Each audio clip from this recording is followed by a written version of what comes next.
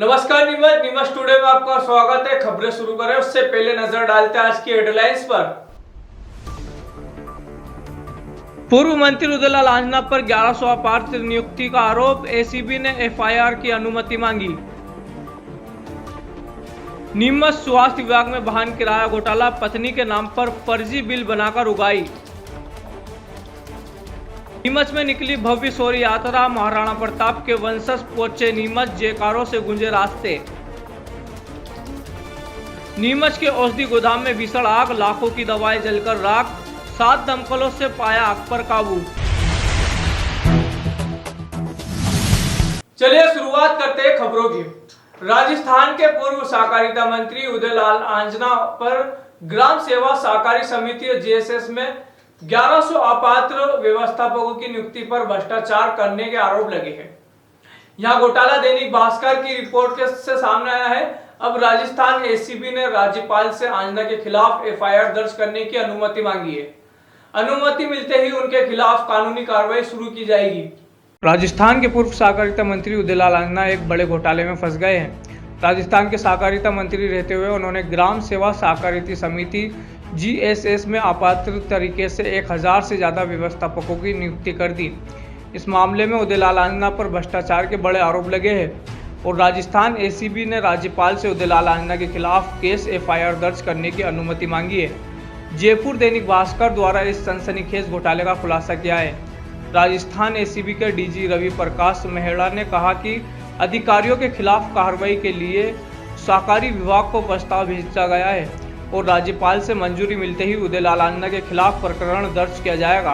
उदयलाल आंजना के सहकारिता मंत्री रहते राजस्थान में ग्राम सेवा सहकारी समिति में 1100 व्यवस्थापक नियुक्ति कर दिए थे। उन लोगों को नियुक्ति किया गया जो अपात्र थे। इनमें 58 साल के बुजुर्ग से लेकर कम उम्र में छात्र तक शामिल थे। बताया जाता है कि यहाँ नियुक्तियाँ भ्रष्टाचार की गई। मापदंडों को दरकिनार कर आंजना के लोगों ने 1100 पदों पर जमकर भ्रष्टाचार किया और नियुक्तियां दे दी। अब राजस्थान की एसीबी उदयलाल आंजना के खिलाफ एफआईआर दर्ज कर जेल भेजने की तैयारी कर रही है। नीमच के स्वास्थ्य विभाग में किराए पर वाहन लेने के नाम पर बड़ा घोटाला सामने आया है। पत्नी के नाम पर फर्जी बिल बनाकर बीएमओ और सीएमएचओ रुपए निकालते रहे। नीमच के स्वास्थ्य विभाग में किराए पर वाहन लेने के नाम पर बड़ा घोटाला सामने आया है। पत्नी के नाम पर फर्जी बिल बनाकर बीएमओ और पूर्व सीएमएचओ ने लाखों रुपए निकालते रहे हैं। इस मामले में Jawar medical officer doctor Rajesh Meena और पूर्व सीएमएचओ डॉक्टर एसएस बघेल सवालों के घेरे में हैं। दोनों ने अपनी पत्नियों के नाम पर फर्जी बिल लगाकर स्वास्थ्य विभाग से लाखों रुपए निकाले हैं। आरटीआई में यह खुलासा होने के बाद कलेक्टर हिमांशु चंद्रा ने 3 सदस्यीय समिति बनाई है जो कि इस मामले की जांच कर रही है। नीमच जिले के स्वास्थ्य विभाग में डॉक्टर लंबे समय से पत्नी के नाम पर वाहनों के बिल लगाकर रुपए निकालते रहे हैं। इसके लिए ट्रेवल एजेंसी के नाम का उपयोग किया जाता है, तो कहीं पत्नी के नाम पर ही ट्रेवल एजेंसी बना ली जाती है, तो कहीं पत्नी को प्रोप्राइटर बनाकर रुपए निकाल लिए जाते हैं। पूरे मामले में जावर के बीएमओ डॉक्टर राजेश मीणा और नीमच के पूर्व सीएमएचओ डॉक्टर एसएल बघेल की शिकायत हुई है। दोनों ने पत्नी के नाम पर ट्रेवल एजेंसी के फर्जी बिल लगाकर रुपए निकाले हैं। आरटीआई से मिली जानकारी के मुताबिक डॉक्टर राजेश मीणा ने पत्नी रजनी खंगार के नाम पर दर्ज वाहन का बिल लगाकर पैसे निकाल लिए। डॉक्टर राजेश मीणा की पत्नी डॉक्टर रजनी खंगार भी शासकीय कर्मचारी है, बावजूद उनके नाम पर फर्जी बिल बनाकर राशि निकाली गई। इसी तरह पूर्व सीएमएचओ डॉक्टर एसएस बघेल ने तो हद करते हुए पत्नी उषा बघेल के नाम पर ट्रेवल एजेंसी का बिल ही बना लिया और एजेंसी का ऑफिस अपना सरकारी निवास बताया। इस पूरे मामले में अब जांच चल रही है और 3 सदस्य जांच कर रहे हैं, जिनमें डिप्टी कलेक्टर, ट्रेजरी ऑफिसर और एक डॉक्टर शामिल है। जांच समिति इस पूरे मामले की जांच कर स्थिति का पता लगाएगी और अपनी रिपोर्ट कलेक्टर को सौंपेगी। जांच समिति के सदस्य डॉक्टर एसआर सिसोदिया ने कहा कि हमने जांच शुरू कर दी है। डॉक्टर राजेश मीणा की पत्नी से बैंक डिटेल मांगी गई है और अन्य कागज भी मांगे गए हैं। जांच अभी प्रारंभिक स्थिति में जल्द पूरी होगी। सर, डॉक्टर राजेश मीणा के द्वारा वाहनों एक घोटाला सामने आया है, जिसमें एक बड़ा स्कैम पता चला है कि ना पत्नी के नाम पर वाहन लगाकर बिल लगाए जाते थे। कलेक्टर साहब ने कमेटी बनाई है, क्या जांच चल रही है? कलेक्टर साहब ने कमेटी में 3 लोगों की कमेटी बनाई है जी।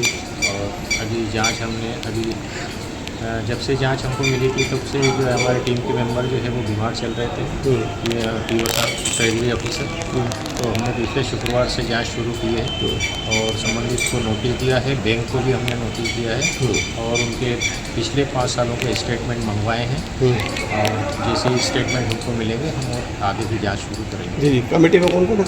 कमेटी में मैं स्वयं हूँ और ट्रेजरी ऑफिसर है सुरावत जी और उसके साथ ही एसडीएम मैडम है रश्मि श्रीवास्तव। अच्छा, इसमें जो पूर्व सीएमएचओ है उनकी वाइफ के नाम पर भी बिल लगे, उनको भी जांच के दायरे में लेगा? ये सब चीज़ें तो जांच में सामने आएगी जी और उसके बाद ही काफ़ी कुछ निर्णय हम लेंगे।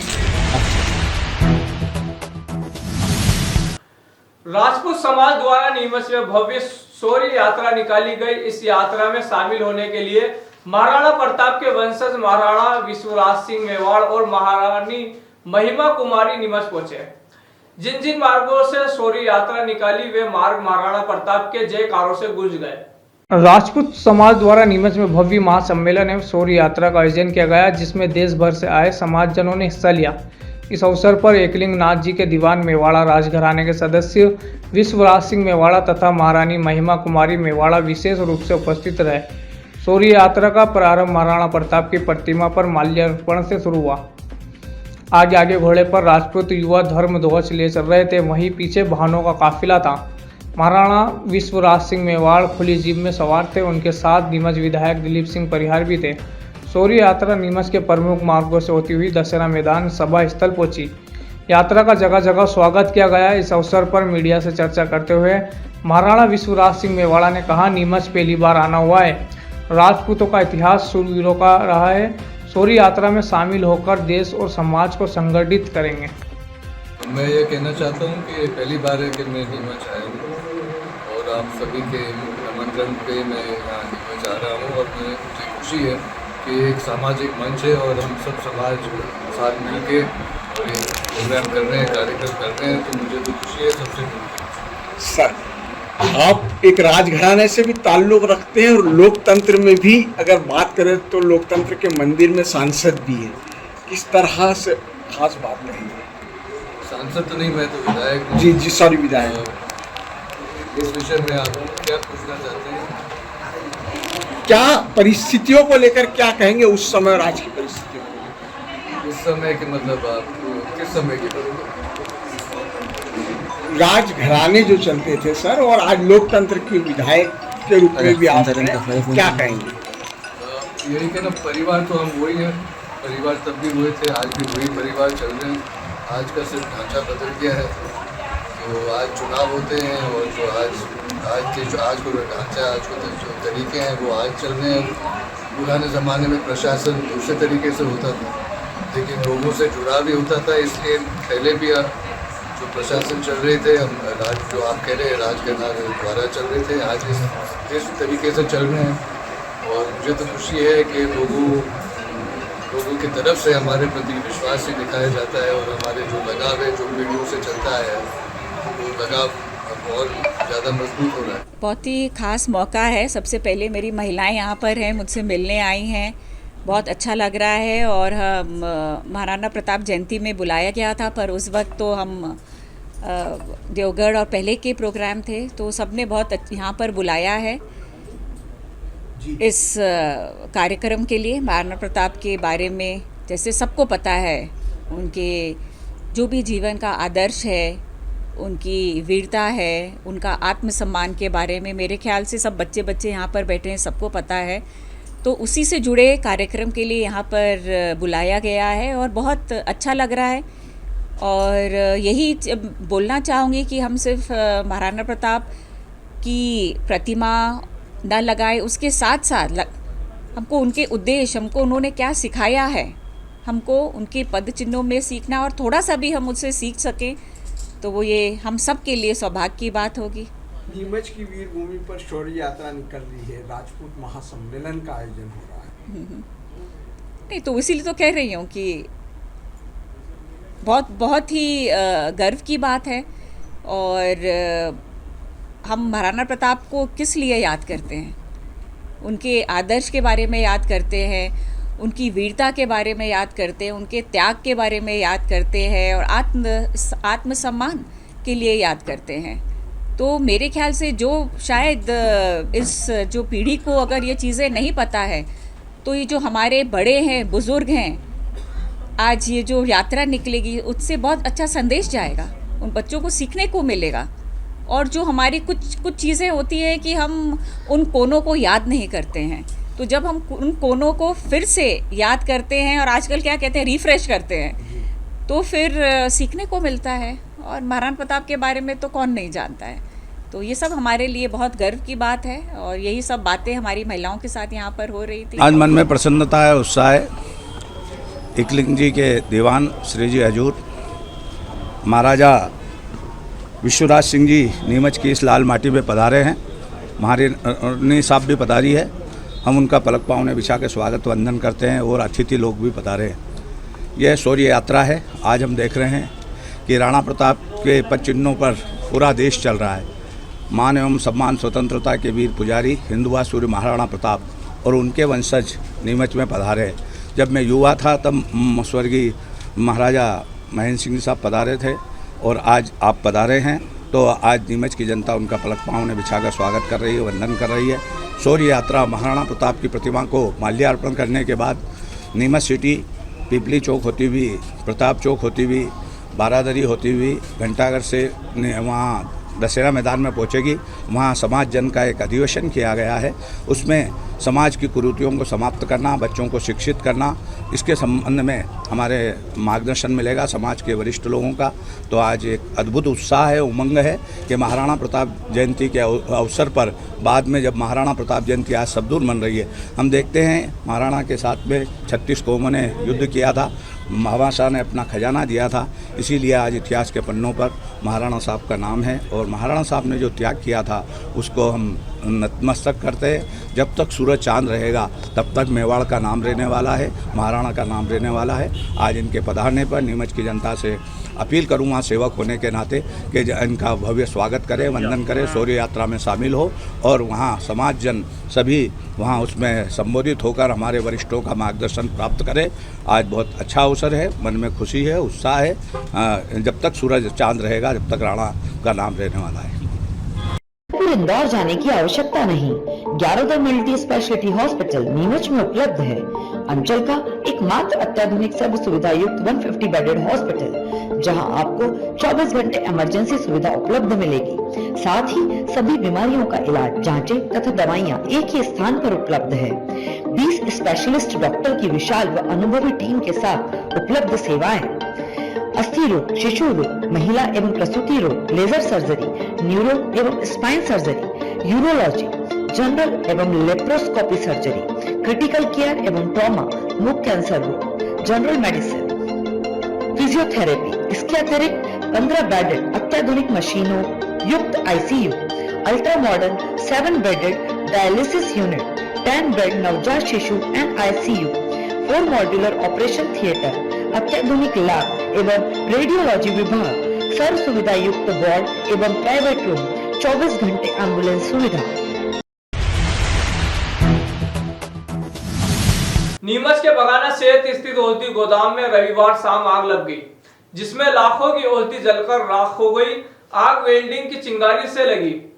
बताया जा रहा है बुझाने के लिए 7 दमकल और पानी टैंकर लगाए गए। दीवार तोड़कर आग पर काबू पाया गया।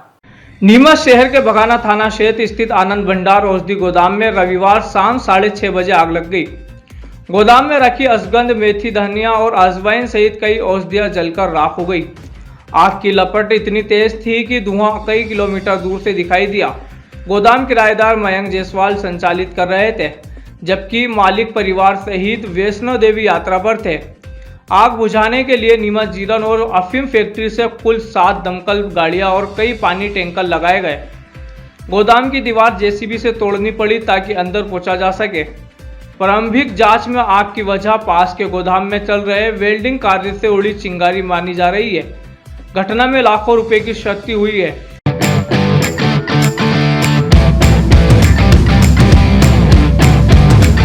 नीमच शहर में पहली बार नए अंदाज में आइए पूरे परिवार के साथ मस्ती, मनोरंजन और खरीदारी का आनंद उठाइए।